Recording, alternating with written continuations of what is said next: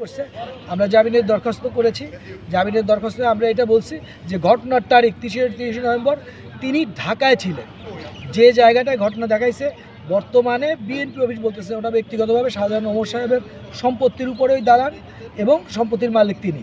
আর barrister Shahjahan Omar সাহেব 5ই মে লন্ডনে তার ওপেন হার্ট সার্জারি হয়েছে। তিনি সিএমএইচে নিয়মিত তাকে চেক আপ করতে হয়। তিনি সিনিয়র সিটিজেন, বীরুত্তম এবং তিনি আইনমন্ত্রী ছিলেন এবং ঝালকাঠিতে আইনজীবী সমিতির কল্যাণ ভবন, ঊর্ধ্বতন যে ঊর্ধ্বমুখী সম্প্রসারণ দায়রা আদালতের এই কাজগুলো তিনি করছেন। অতএব এই ঘটনার সাথে তারা বা এই আসামিরা ন্যূনতম জড়িত না।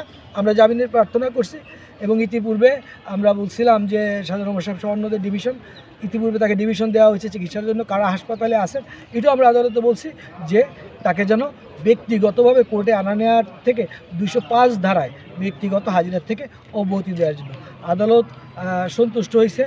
অন্যান্য জিনিসগুলো মঞ্জুর করছেন কিন্তু জামিনের প্রার্থনা নামঞ্জুর করছেন। এই হলো আমাদের ব্যক্তিগত হাজিরা থেকে কি তাকে এখন আদেশ এটা শুনানির জন্য আগামী 8ই ডিসেম্বর তারিখ আদালত সেটা শুনবে।